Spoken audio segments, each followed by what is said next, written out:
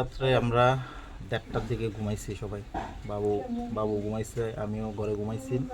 তারপরে রাত্রে তো ঘুমাই গেছি। সকালে যখন ঘুম থেকে উঠছি, মা কইতেছে যে রাবারগুলো সবগুলো নিয়ে নিছে। আমার বাড়ির চারিদিক দিয়ে বাউন্ডারি আছে, মানে বাড়িতে ঢোকার কোনো মানে রাস্তা নেই। রাত্রেবেলা বাড়িতে 4-5টা ক্যামেরা আছে।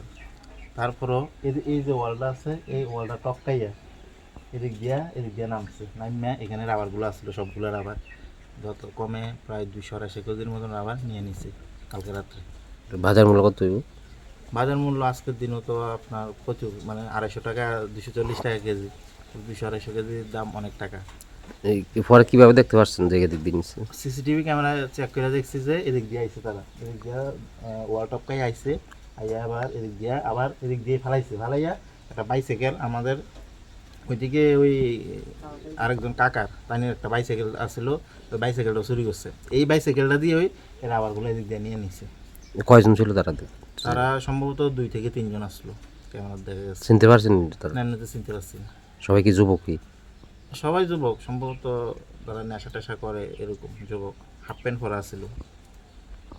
কি কইবেন এই যে বিষয়টা নিয়ে?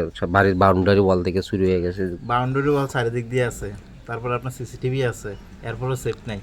আর অন্য ক্ষেত্রে এবার বুঝেন কি অবস্থা হইব। প্রশাসনটা জানাইছি না? প্রশাসনকে জানাইছি, অলরেডি থানাতে কমপ্লেন করে আইছি।